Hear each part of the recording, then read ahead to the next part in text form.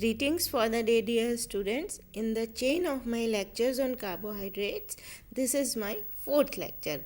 Carbohydrate पे मेरे lectures की श्रृंखला में ये मेरा चौथा लेक्चर है और इसमें मैं आपको थ्रियो और एरिथ्रो आइसोमर्स के बारे में बताऊंगी. I will give you information about threo and erythro isomers. Now what are threo and erythro diastereomers और विवरिम समावयवी. किसी कार्बनिक यौगिक को में जब दो असम्मित कार्बन परमाणु हों तो उसके 4 प्रकाशिक सक्रिय समावयवी रूप होते हैं, जिसमें से 2 जोड़े एक दूसरे के एनेंशियोमर्स होते हैं. टेट्रोज, एरिथ्रोज व थ्रियोज के अनुसार जिस जोड़े में समान समूह एक ही ओर स्थित होते हैं उसे एरिथ्रोज विवरिम समावयवी कहते हैं, जबकि समान समूह विपरीत दिशा में होने पर उसको थ्रियो विवरिम समावयवी बनते हैं. In an organic compound, when 2 dissimilar asymmetric carbon atoms are present, then there are 4 possible optically active isomers are possible, and out of which 2 pairs are the pratibimrupi or enantiomers of each other. Tetros and erythros के अनुसार जिस जोड़े में when the similar groups are on the same side, then this is called erythro isomer. When the similar groups are on opposite side, it is called thrio diastereomer. As we can see here, यहाँ पर हम देख रहे हैं कि D erythrose है. इसमें erythro pair कौन सा हुआ, जबकि जो सिमिलर ग्रुप्स हैं जैसे कि हाइड्रोजन एटम्स हैं इस वाले एग्जाम्पल में, वो दोनों एक ही तरफ स्थित हैं. When the similar groups, or here we can say that hydrogen atoms are present on the same side, that is in one isomer it is in the left hand side and in its mirror image it is on the right hand side, then such pair is called erythro pair. ऐसे pair को हम erythro युग्म कहते हैं. इसी प्रकार से थ्रियोज में हम देख सकते हैं कि when similar groups are on opposite side, here similar groups are hydrogen atoms which are present on asymmetric carbon atom, असम्मित कार्बन एटम के ऊपर उपस्थित हैं. तो जब ये विपरीत दिशा में स्थित है तो इसका और इसके मिरर इमेज में भी हम देख सकते हैं कि सिमिलर ग्रुप्स अपोजिट डायरेक्शन में स्थित हैं, तो इसको हम बोलेंगे थ्रियो पेयर.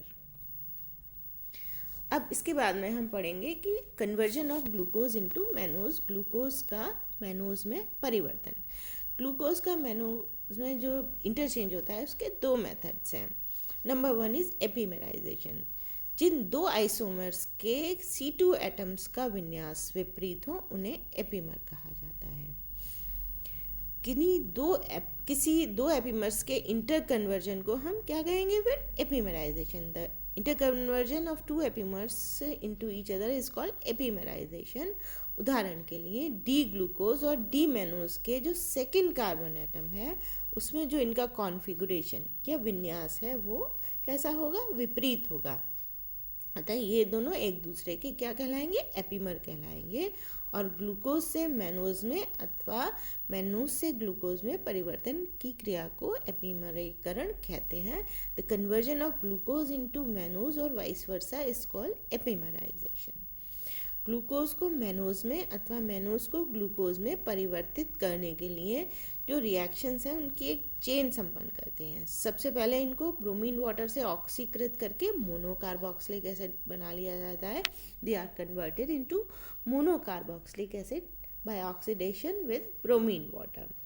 इन जो मोनोकार्बोक्सिलिक एसिड्स हैं इनको जब पेरिडीन के साथ गर्म किया जाता है तो ये एक दूसरे में अंतर परिवर्तित हो जाते हैं, इंटरचेंज हो जाते हैं.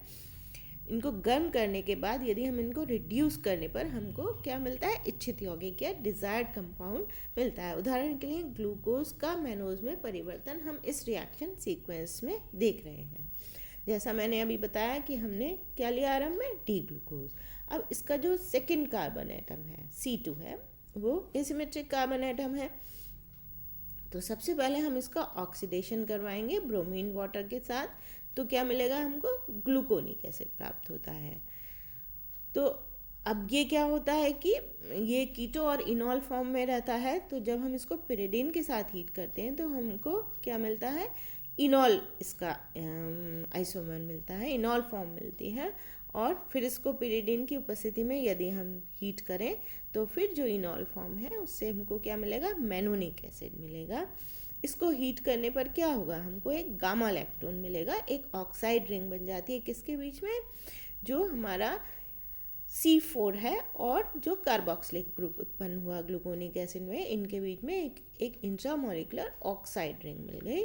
और फिर इसका यदि हम रिडक्शन करें तो ये ऑक्साइड रिंग टूट जाएगी और हमको क्या मिलेगा, मैनोज मिलेगा। तो अब यहाँ पर ग्लूकोज और मैनोज की स्ट्रक्चर को यदि हम इसकी तुलना करें, इसको हम कंपेयर करें, तो ग्लूकोज में क्या है, C2 पर OH group right hand side में है, जबकि मैनोज में जो OH ग्रुप है वो लेफ्ट हैंड साइड में है। तो फिर जब C2 पर इनका कॉन्फ़िगरेशन डिफरेंट है तो ये एक दूसरे के क्या कहलाएंगे, एपीमर्स कहलाएंगे। और इस प्रकार से इनका जो इंटरकन्वर्जन है, जैसे कि इसमें हमने देखा ग्लूकोज का मैनोज में इंटरकन्वर्जन क्या कहलाएगा, एपीमेराइजेशन कहलाएगा।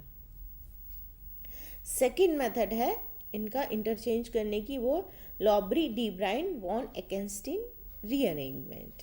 जब शुगर्स को कंसनट्रेटेड एसिड्स के साथ गर्म करते हैं तो वे फॉर्मल्डिहाइड, हाइड्रोक्सीएल्डिहाइड और अन्य निम्न कोटि की शुगर्स में विघटित हो जाते हैं और येलो या ब्राउन कलर का सॉल्यूशन बना लेते हैं। किंतु यदि इनको डाइल्यूट बेसिस के साथ गर्म किया जाए तो क्या होगा कि, या फिर अमीन्स के साथ गर्म किया जाए तो ये आइसोमेरिक होकर एल्डोज, कीटोज और अन्य एपीमर्स का एक इक्विलिब्रियम मिश्रण या साम्य मिश्रण बनाते हैं। उदाहरण के लिए यदि हम ग्लूकोज या फ्रक्टोज अथवा मैनोज में से किसी भी एक को लेकर उसको डाइल्यूट बेसिस के साथ गर्म करें तो हमें तीनों का एक इक्विलिब्रियम मिश्रण या साम्य मिश्रण प्राप्त होता है। फॉर एग्जाम्पल, ग्लूकोज से मान लीजिए हमने स्टार्ट किया, डाइल्यूट बेस के साथ गर्म करने पर क्या होगा, इसके साथ इक्विलिब्रियम में डी मैनोज भी होगा और डी फ्रक्टोज भी होगा, तो हमको तीनों का एक आइसोमेरिक मिश्रण प्राप्त हो रहा है। इस प्रोसेस को हम लॉबरी डी ब्राइन वॉन एकेंस्टीन रीअरेंजमेंट कहते हैं और इसका मैकेनिज्म इस नीचे रिएक्शन में दिखाया गया है। यहाँ पर 2 स्टेप्स में हमने इस रिएक्शन को संपन्न किया है। Thank you, have a nice day.